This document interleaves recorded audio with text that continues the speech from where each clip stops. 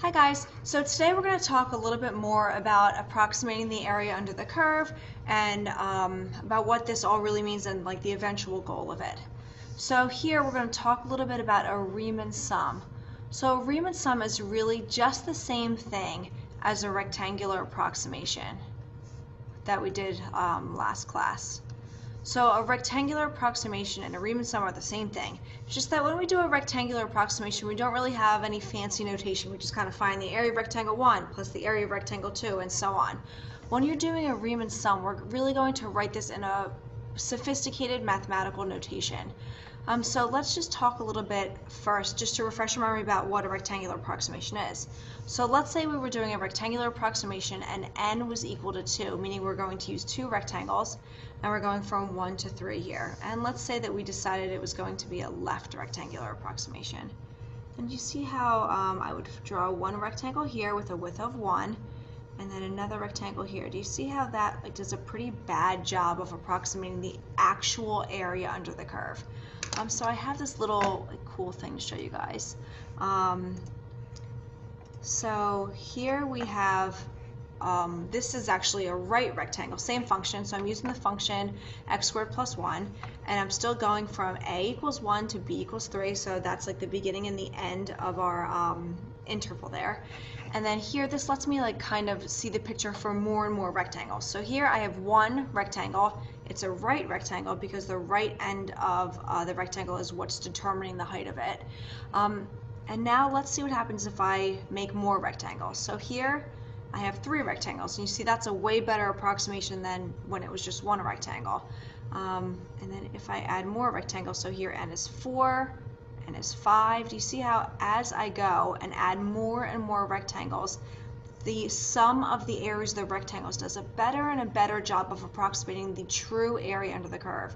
So if I make this even higher, all right, so here I have 50 rectangles. You see it's almost perfect. And if I make this go even higher, up to 100, you can almost not even see the difference between the sum of those rectangles and the actual area under the curve. So this would be perfect if we use infinitely many rectangles. So we're going to try to write out how that would look. I'm sorry, get back to that other screen. If we were going to do this, like write a formula for that. So now what I really want to do is I want to find the sum of infinitely many rectangles here. So I don't know if you guys have ever seen this symbol, but this symbol here is the symbol that means like add up infinitely, add up whatever is written here. So let's say I had, I'm just going to do a simple example. So let's say I had add up 3n, and n were to start at 1 and end at 4. So how this works is I would plug 1 in for n here, so that would give me 3 times 1, which is 3. And then I would add that to whatever the next term is. So now you let n increment by 1. So if n goes up by 1, now n would be 2. I plug 2 in for this, so that would be 6. And then n would increment to 3. So 3 times 3 would be 9, and then it would end at whatever number is up here. So here it's going to end at 4, which would give me a value of 12. So if you add all these up, 3 plus 6 plus 9 plus 12 is 30. So here, this summation equals 30. So I'm going to try to write a summation to approximate this area under the curve, and that summation is what a Riemann sum actually is. So all I'm adding up is these areas under the curve, and think about what area is of a rectangle. Isn't it just height of the rectangle times the base of the rectangle? So doesn't the base of the rectangle, don't I always find that by like by doing that little little exercise here where I take the width of the interval, so 3 minus 1, and then I divide it by however many rectangles I have. So now I'm going to have n rectangles because I'm not sure how many that I'm going to use. So it's going to be b minus a, so like assuming that this goes from a to b, divided by n. And then whatever that is, doesn't that really represent the change in x? That's going to be representing this change in x from each time, from each rectangle to the next. So I'm going to use the symbol delta x, or change in x, to mean my base. So this is going to be delta x. And then don't I always find the height of the rectangle by plugging some x value into the function?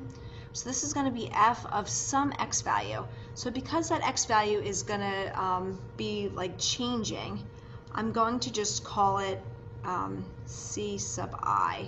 But you could call it, you know, a many number of things. I'm calling it c sub I, meaning that it's going to be changing. And like, so how I mean this is, so c sub 1 would mean the first x value, c sub 2 meaning the second x value.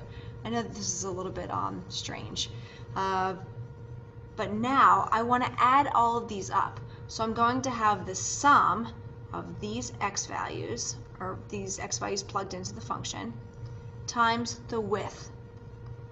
And then I want this, like, this is a little I. I want this little I value here, or n value, whatever you want to call it, to start at 1, meaning the first rectangle, and I want to go till there's n rectangles. So now this would be a way to write a formula for n rectangles, approximating the area under the curve. But let's think back to that picture, and how many rectangles was my eventual goal? What would make this area perfect? And that would be if n went to infinity. So I'm going to take the limit of this as n approaches infinity. So this equals the actual area under the curve. So this is the formal definition of what a definite integral really is. So we talked about that just a bit the other day. So now what's really happening is, so this symbol, this is a summation. It's like a Greek letter. So now what I'm going to do is I'm going to make the symbol, if I want it to be infinitely many, that symbol is going to turn into this definite integral symbol. And now what I'm adding up is f of x, all the y values of the function. And as n goes to infinity, this change in x becomes infinitesimally small. So, right, if I add it up, won't the change in x, if I have infinitely many rectangles, won't the width of each of those rectangles be infinitely tiny? So then this becomes dx. And then on these bounds, we always write what our interval starts at and ends at. So it'll go from a to b. I know that that's a little bit confusing, and don't worry too much about it. We're just kind of getting our feet wet with this. All right, so clear that out. All right, so here, let's talk about this definite integral, and let's just get some like vocab down about it. So this number here, this a, that's the beginning of our interval. So I'm just going to write that here. That's the beginning of our interval that we're trying to find the area under the curve. So sometimes we call that the lower limit of integration, meaning that like it's just like the spot that we are going to be starting this at. And then here, this b is the end of our interval. Sometimes they call that the upper limit. And then this part of it, the f of x, we're going to call that the integrand, meaning that that's the thing that's going to be in our definite integral. Eventually we're going to do something called integrate that. Oh, integrand, it's integrand, not integrand, sorry. And then this dx, it's similar to, it's just our, like, the variable of integration here. So this just lets us know what our variable is. So it's similar to integration. I can't spell. That's nothing now though. All right, so do you remember when we were taking the derivative of something and we would have like the directions d dx, and then we would say like d dx of whatever it is, sine of x. So this dx let us know what variable we were using. Same thing here. So this dx is letting us know what variable we'll be doing. All right, so now let's kind of try to write the definite integral for this function and this picture. So we're going to start with our bounds. So our the beginning and the end of our interval here. So you can see that the beginning of our interval is 1 and it ends at 3. And then here you just write the function. So x squared plus 1, and then you always put a dx at the end. So now this equals the actual area under the curve. And like we said before, that equals that summation that we did on the last slide. So there is a way that we're going to learn how to do this without really even talking about rectangles. Kind of like, do you remember when we started doing the derivative and we did, oh, I'm making a video, sorry. All right, so then we do the limit as, remember this one, as h approaches 0 of f of x plus h minus f of x all over h.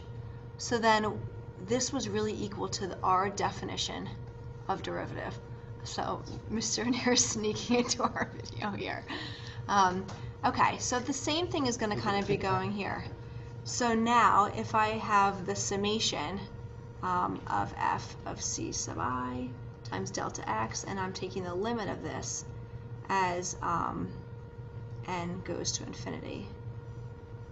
So it's kind of a similar idea, where this is the definition of derivative, and then we found a way to do this kind of more easily. We're going to do the same thing with this. So we have a definition of integration, and then we're going to find out a way to do it more easily. All right. So let's go to the next slide. Okay, so now if we look here about the trapezoidal, we're going to try to figure out a way to do this. All right, see ya. With trapezoids. So when we were doing our area under the curve with rectangles, remember how there was a lot of error? So if we do it with a trapezoidal approximation, it'll be a little bit closer. It'll be a better approximation. So let's kind of see what's going on here. So if we do this for n equals 2, that means that we're going to have 2 trapezoids. So let's try to just build trapezoids instead of rectangles. So here I'm going to build this one trapezoid. Maybe I should use blue. So this one trapezoid is going to go from 1 to 2. And then, do you see how it does like a much better job of approximating the area under the curve than rectangles did? Right, and if I use 4 trapezoids here, so you find the width of the trapezoid the same way. So you would do b minus a, so 3 minus 1 over n. So here this would be a half. So if I made 4 rectangles here, I'm sorry, 4 trapezoids. Do you see? Ooh, I meant to do it with the line tool. So it would go from 1 to 1/2. And then do you see how that error is even less? You can hardly even see it. And then if I went from 2 to 2.5, and then this error is so tiny now. And then you can kind of imagine that if you did it with 6, it would be even smaller. So still finding the width of a trapezoid is still the same as finding the width of a rectangle. So we still do 3 minus 1 over n. So here it would be 1/3. So the width of each of those trapezoids would be 1/3. I'm not going to even bother doing because it's just going to be a waste of your time. Okay, so I just think I maybe need to refresh you on how to find the area of a trapezoid. So the formula for that, area of trapezoid, is h over 2 times b1 plus b2. So the height, it's kind of a trapezoid on its side. Do you see how like this is really the height of the trapezoid, and this is b1 and this is b2. So the height of the trapezoid is really what we're finding when we do this b minus a over n. And then we're going to find each of these bases by like plugging values into the function. All right, so let's try an example. So here, let's say that we were trying to approximate this definite integral. So this is really a fancy way of saying that we're trying to find the area under this curve. F of x equals 10 minus x squared, and we're doing that from a equals 1, or negative 1, I'm sorry, to b equals 2.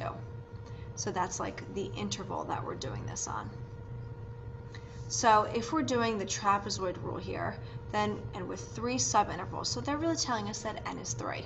So you can find the width of your trapezoid pretty easily. If you can't see that it's just the width is going to be 1, then you could always do 2 minus negative 1 over 3, because n is 3 here. And then you'll see that the width of each trapezoid is 1. So, I mean, you could draw a picture here. Maybe I'll do that for you guys. So this is the graph of 10 minus x squared. So isn't that just an upside down parabola that's shifted up 10? And we're going from negative 1 to 2. All right, so my first trapezoid is going to have all of my trapezoids are going to have a height of 1. So if you kind of think about this, I'll just write this formula down here again so that you guys have it. So it's going to start with h over 2. So trapezoid 1 will be height over 2 times b1 plus b2. So b1 is going to be whatever the value of the function is when x is -1.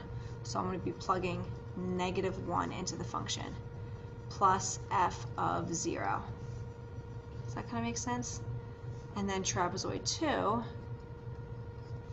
well, it'll still be 1/2 in the front because the height over 2, times, now this trapezoid is going to be here and here. Those will be the two bases. So f of 0 plus f of 1. And then trapezoid 3 will be 1/2 again for height over 2 times f of 1 plus f of 2. So this 1 and 2 come from the fact that, like, this trapezoid is going to have one of its bases when x is 1 and the other one when x is 2. All right, so now let's actually go ahead and find these values. So 1/2, so f of -1, if I plug -1 into this will be 10 minus 1, so that'll be 9, plus f of 0 is 10, plus 1/2, f of 0 is 10, f of 1 is 9, and you can, we're just plugging values into the function here. F of 1 is 9, and f of 2 will be 6. All right, so if we add all these up, 19 plus 7.5, so 26.5, I think. All right, so this is our approximate area under the curve. So now let's see whether or not this approximation is an overestimate or an underestimate. So what we're really saying is, will those trapezoids sit under the curve or over the curve? My picture's not that great, but you can kind of see that if you have an upside down parabola and you try to draw like a trapezoid under it, do you see how that trapezoid will have less area than the actual area under the curve? So this will be an underestimate. And so let's think about like what the reason for that would be. What about this curve makes this an underestimate? Oh, I just underlined overestimate. Oh my God, I'm losing it.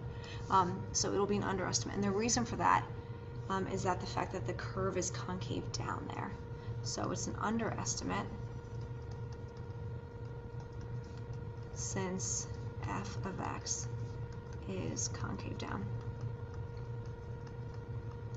All right, so now let's try to calculate the exact value on our calculator. You know what, I think that I'm going to let that, I'm going to show you guys how to do that next class, so don't worry about that part for now. All right, one more slide, I think. Okay, so let's talk about a situation where you're not given an actual function, but you're given a chart. These are actually easier, even though they look harder at first. So the rate at which customers are being served at Starbucks is given by the continuous function r of t. So a table of selected values for r of t, so these are all rates for time between 0 and 10 hours is given below. And they also tell you the information that at time equals 0, 200 customers have already been served. Okay, so now let's look at this situation. So let's try to use the trapezoidal sum with 4 subintervals to approximate this value. So here, the only subintervals that you can use, you can't like find the width on your own here. So I know that we kind of want to do 10 minus 0 over 4, and that would be 2.5. But those are not the values that you have in the table. So anytime you're given a table, there is no need to actually find the width. The width is like forced upon you by whatever values you're given in the table. So here, the width of these trapezoids are going to be different from each other. So your first trapezoid is going to go from 0 to 2, so it will have a height of 2. The next trapezoid goes from 2 to 3, so it has a height of 1. This one has a height of 3. Does that kind of make sense? Because it's just the change in x. So my first trapezoid will have a height of 2, because that's the change in x. So that'll be 2 over 2, because it's height over 2. Times b1, so they tell us b1 is 37, plus b2 is 44.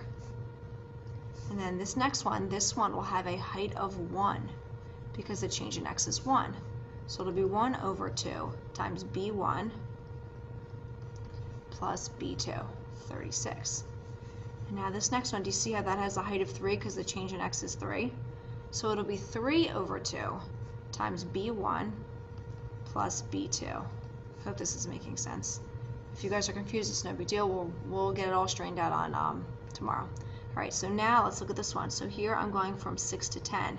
So that has a change of 4. So this is 4 over 2 times 42 plus 48. And then let's add all of that up. Oh God, these are annoying. Sorry, I should have done this ahead of time. So 37 plus 44. So 81 plus, sorry, so this is 44 plus 36 times a half. Oh, this is embarrassing. That's obviously just 80 times a half is 40. All right, so 36, so that's 78. So 78 times 1.5, that's 117. And then 42 plus 48, that's 90, times 2 is 180. So if I add all of these up,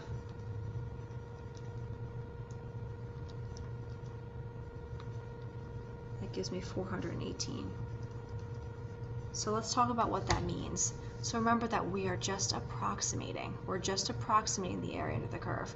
So let's find our units by, like we always do, the x value units times the y value units. So our x value units are hours, and our y value units are in people per hour.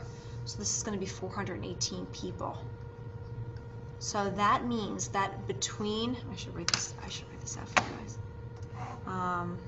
So between time equals 0 and time equals 10, approximately, because it's just an approximation, 418 people have been served. All right, so now let's look at this last one. Approximately how many customers have been served after 10 hours?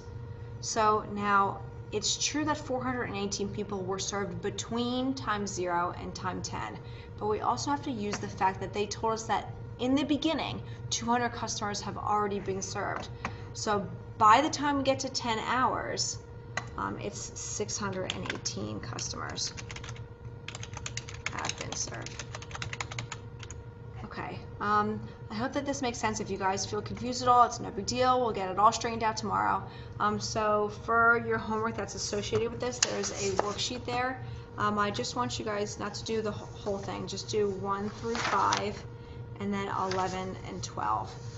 So they're like, the other ones are like crossed out on this. All right, thanks guys. Have a good day.